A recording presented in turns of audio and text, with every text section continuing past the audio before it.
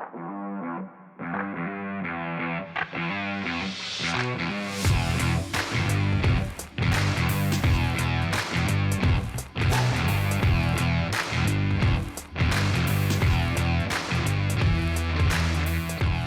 welcome back to another episode of Christian Reconstruction 101. I am your host, Jeremy Walker. Episode 2 here, we're going to be discussing marriage and continuing that subject. Question for us today: are polygamy and divorce sanctioned by God? Very important questions here. On Christian Reconstruction 101, we hope to do a couple things, as 2 Timothy 3:16 says.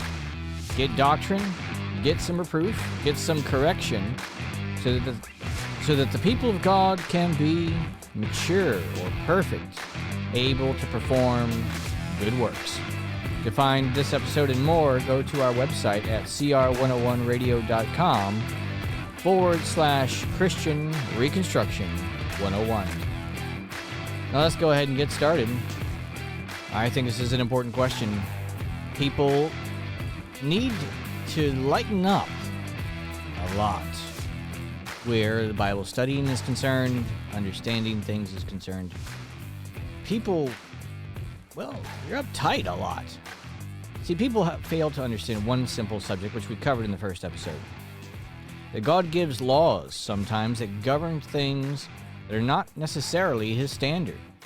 And there are many cultural examples of things that were done but were not commanded by God or the standard for God's people. Two of those, as we kind of mentioned in the opening here, are polygamy and divorce. Now, people will have a knee-jerk reaction when they hear that. Oh, polygamy, is that allowed? What is it, sanctioned by God? Did God ever try to govern it but not really command it and sanction it? Well, the answer is yes, He did. And divorce is another question. Was it ever allowable? Was it something that God permitted? Well, the answer is yes, He did. See, people have a problem because they want to have all the answers. They don't want to leave God as sovereign. Most of the time, you're going to have people talk about how God's law is forever. It's the standard. It's the objective standard. Objective for all of reality, for all of time. These are the ridiculous apologists you hear out there all the time trying to argue with unbelievers about the subject of, is God's law better than another man's law, and so forth and so on. But I think it's very important to understand one simple subject. God does permit certain things and did at some point. Now the question is why? Well, if you go all the way back to Genesis, where we had the flood, and God, of course, because of the wickedness of man, had covered the world. He wiped it all out. But then as soon as they come off the ark, He makes a covenant between Him and not man, but the world, hence the rainbow up in the sky. And the problem is that mankind wasn't going to change because He wiped them out the first time. The people that got off the boat were the exact same. They were going to have the same problems. Their children were going to have the exact same issues that all those prior to the flood did as well. So something was going to change. He was going to have to be patient. He changed how He was going to deal with man. Not in the sense that God changes or didn't know or some new information, because some people would hear something say like that, well, God changes, well, I change not. Well, just relax. Calm down. See, the problem with people is that whenever they go into these subjects, they're so uptight about having the quick little spur, shoot people with these little quibs, that they can't actually sit down and talk about things. And the problem is that because of that, they never, ever, ever challenge what they see and what they think. Ever. So let's just touch on a couple things here, because I won't be able to, and I won't go into every subject that's here. But I just want to touch with Christian Reconstruction 101, pointing out some things that we as Christians should be able to do. And we should be able to look at the Bible honestly and objectively and say, what does it actually say? And don't get on your high horse about your apologetics training and all this kind of stuff that you get into. But let's just go into the basics of, you are a Christian, like me, I'm a Christian father, and I want to know something. I want to know about marriage, as we're talking about it here. First episode, we talked about marriage, and we found out that there was a lot of stuff that happened, examples in the Bible, good, godly Christian people, saints of the Old Testament, that are not our standard. That's not what we are currently, as fathers, as prospective husbands and wives, are supposed to use as our standard. So this episode is about, has the standard changed? And if it has, why? And what are the ways that it's changed? Did God, treat people differently in the Old Testament versus now? And the answer is, yeah, he did. Now, I know some people are going to say, no, let's just jump into it then. Let me give you an example. First example is of polygamy itself. First of all, the famous polygamous families, just to run down a couple, I'm not going to go through all of them. Abraham, Jacob, David, Solomon, Gideon. Just a couple that are there. There's lots more you can go through. But that gives you the standard, some of the greatest saints in the Bible, and they were diehard polygamists through and through. They had both wives and concubines, which, of course, is a completely another subject, which we might get into, but not today. What's the difference between a wife and a concubine? And some people say, well, the difference is dowry. Some people came in with a dowry and they're paid and some didn't. Well, where's the dowry? Where's the dowry commanded by God? Is there a dowry commanded by God? Is there a concept where you can marry somebody and they're a concubine but not a full wife? What's the differences here? Is this a biblical concept? A biblical commanded concept? Well, where governing polygamy is concerned, there are a couple passages you can go to see a couple of the different instances where polygamy was governed. Polygamy was never sanctioned by God. It was never commanded by God. But there were stipulations and limitations placed on the concept of polygamy, and those are just facts. In Leviticus 18:18, God has this very simple passage, "Neither shalt thou take a wife to her sister to vex her, to uncover her nakedness beside the other in her lifetime." So there was a sanction against a wife and sister. In Leviticus 20:14, there is also a wife and her mother, prohibition against that as well. And so these two prohibitions don't say thou shalt marry one woman, thou shalt not have more than one wife. There are Bible passages talking about how kings should not be multiplying wives and so forth and so on, which Solomon completely goes against. Not a surprise that he had problems. But there are sanctions on polygamy, things saying you can't do this. So you can't have a wife and her sister. This will be the case of Jacob. We saw Leah and Rachel and the horrible things that happened because of that.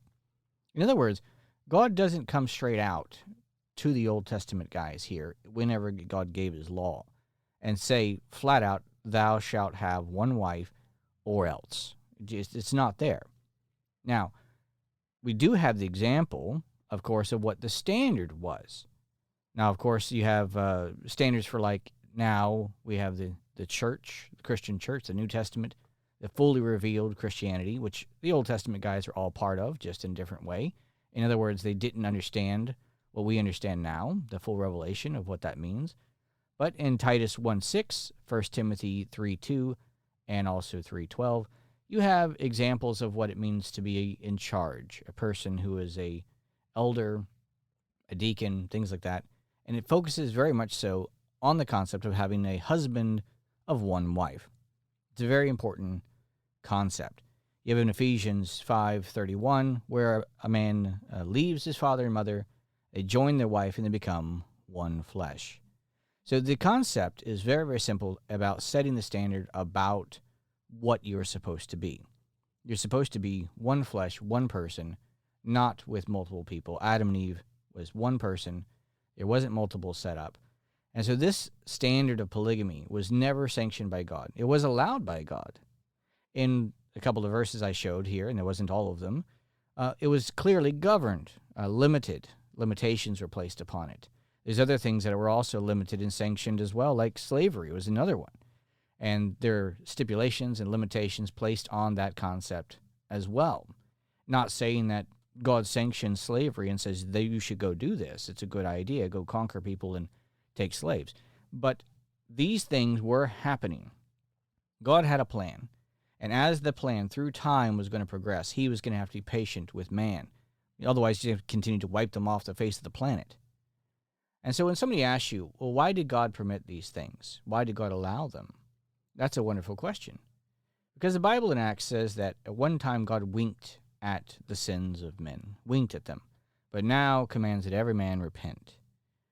Now that's from Paul in the book of Acts when he is, of course, talking there on Mars Hill.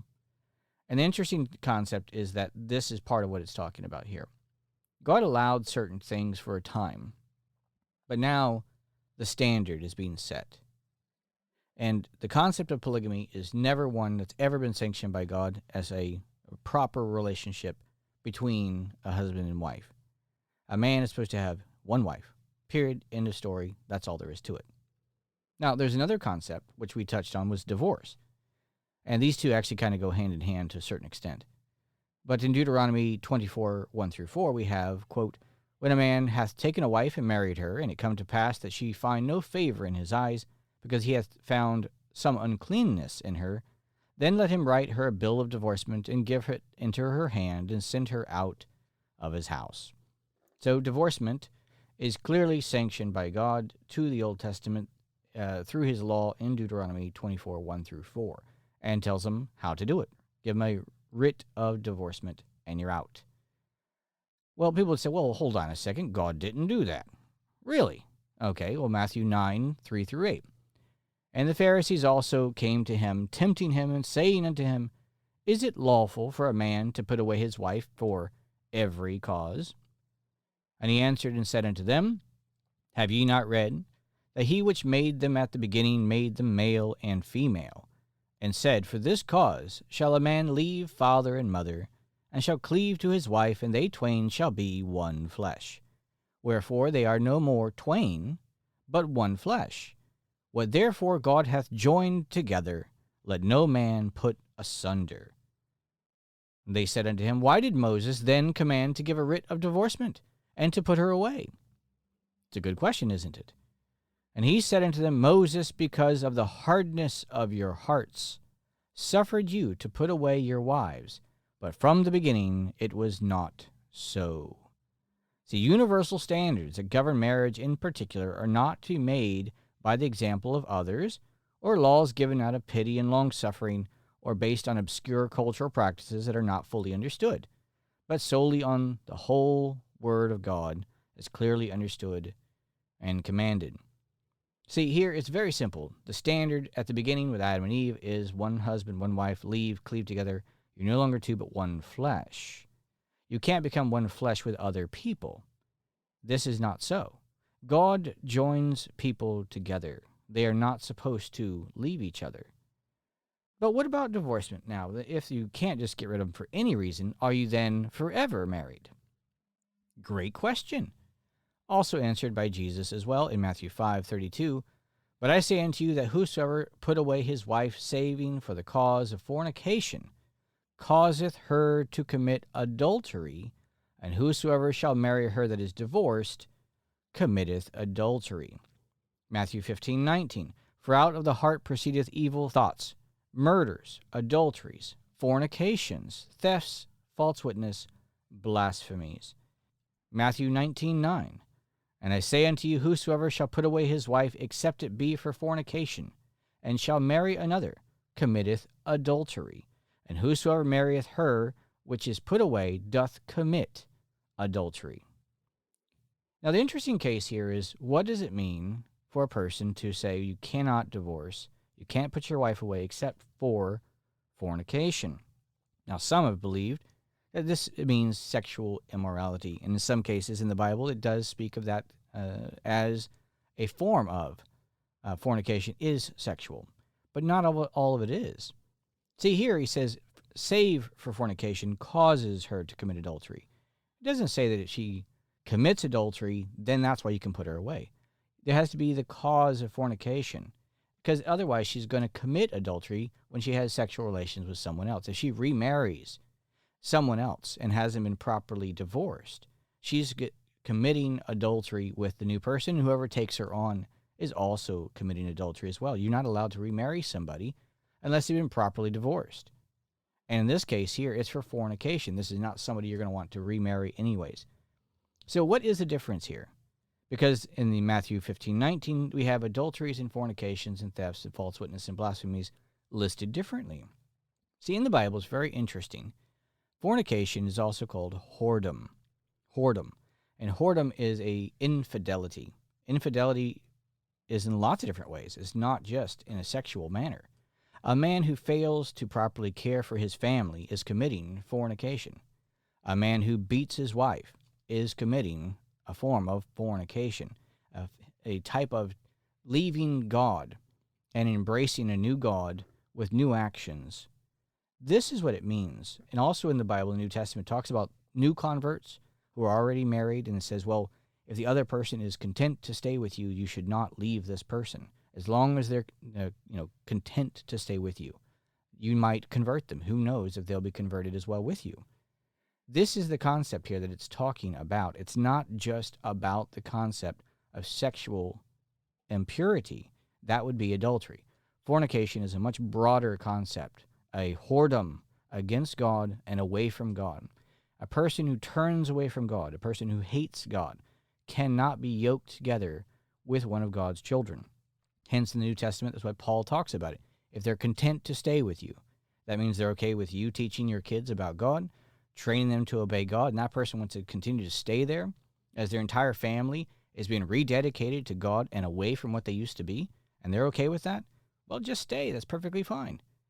But this is what it's talking about here. You can't have two people joined together that are not fitting in one flesh, the same God. One commits fornication, whoredom against God. This is the only cause for adultery. This is an unequal yoking. Same reason why we talked about it in the first episode. You can't form marriages. And we'll talk about this later, I'm sure. You can't form marriages with people of an unlike faith. An unlike faith. You cannot do that. This is forbidden by God. And here, this is what it's talking about here. A person can put away husband or wife for the cause of whoredom, fornication, and turning away from God. Then, this is what divorce is for. But only for that. But otherwise, this is not something you're supposed to separate from. But here, as we come back to the original thing we were talking about, because this isn't necessarily about divorce, but polygamy and divorce were both somewhat allowed in the Old Testament and sanctioned as well, but is not our standard. Throughout the Bible, there's a lot of this kind of stuff. People like to argue about the law of God and lots of other stuff. They don't slow down for 5 seconds. They just don't slow down. They want the quib. They want the short answer. They want the fancy social media post where they poke somebody in the eye. But what about as a father? What is it you're supposed to guide your children and do, and yourself? You have to be careful to find the standard in the Bible. I'm pointing these two things out because this is going to be progressing as we go through more and learn more and talk about more.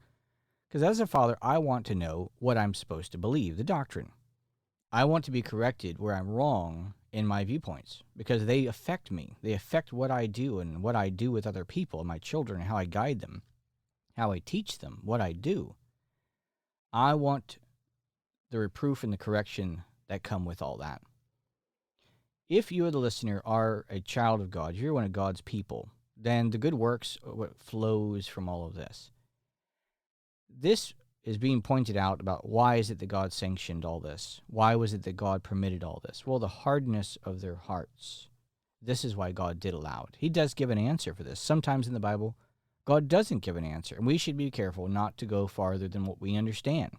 But here in this case, it's very simple to see that both polygamy and divorce were both either sanctioned, like in the case of polygamy, or fully permitted by Moses in the Old Testament, meaning God's commands, because of the hardness of their hearts. For God's plan to progress along the lines that it was going to progress along, he winked at certain things, was patient and long-suffering towards them. pushing towards the standard. Because otherwise, what's he going to do? Continue to wipe out the planet every 5 seconds because people aren't keeping the law of God? Have you not paid attention that you can't actually keep the law of God perfectly? The standard can't be kept by you. It can only be kept by Christ. So when you stop and slow down a little bit, you understand that God's law is not this objective thing that exists out in the real world like some kind of thing like water or gravity, but it is something that belongs to God. He's sovereign. At any point in time, he changes his standard when he wants to change his standard. He allows and permits the things he wants to allow and permit at the time. What he allowed one person to get away with doesn't mean he's going to allow somebody else to get away with it either. It's very clear in the Bible that there are certain people that are allowed to get away with sin because they're not of God's people. See, if we don't see us as having a personal God with personal laws, all geared towards pushing to a certain direction, which is his final goals and plans for us, and we've really missed the boat when we're studying the Bible, and as parents or fathers or husbands, we're just trying to figure out what we're supposed to do. What am I supposed to believe? What am I supposed to do? And if you don't understand those concepts, then you're going to miss the boat entirely. But you don't have to get upset when somebody brings this stuff up in the Bible. It's true. Why did God allow it? Because he wanted to. Is that okay? Yes, it is. He's sovereign. Of course he is. What am I going to say? No? Have you not read the book of Job, where God took away all of Job's kids, took away all of his wealth, took away his health, and he was not given an answer? Though he slay me, yet will I trust him. Our goals are not to understand why God does something per se, but the question we should be asking ourselves is, what does God want from me? So these examples here, polygamy, divorce, all the different stuff in between, are showing us things that God permitted, potentially sanctioned at times for certain reasons, but are not our standard now. Polygamy clearly is not the standard from the beginning, hence the one flesh we talked about. And even though God sanctioned it at certain points in time, it is not something we are permitted to do or teach or propagate. It's not a difficult concept here. The divorce concept is very, very, very simple. Yes, at one point God did permit it to happen because of the stiffness of their necks, but now it is not the same. Our standard is to be that of a husband with one wife. It's a very simple subject. So anyways, I just wanted to touch on those two things today. Are polygamy and divorce sanctioned by God? Well, at one point they were. The answer is a simple yes. But are they anymore? No, they're not. Is it permitted that God can do what he wants, when he wants, and how he wants? You better believe it. And don't sit down and try to think you understand, well, this was part of the Levitical law, and this was part of the moral law, and this was... Just stop. Don't try to be smarter than you actually are, which is the vast majority of the time what's going on when people try to look at God's word and God's law and try to understand this type of stuff. So, I hope you learned something. I like talking about it here on Christian Reconstruction 101. It's fun. I love theology. I love to talk about it. I love to discuss it. But mostly, I want to learn something. I hopefully will take that knowledge and put it right actions, which is what we're hoping to do. That's the goal. But if you want more of these episodes, keep tuning in. Christian Reconstruction 101, we're covering marriage at the moment just because it's on my mind. I'm a parent and a father. And so tune in more for more of our different discussions on potentially marriage. I think we'll continue on this. I have quite a few more things I want to cover.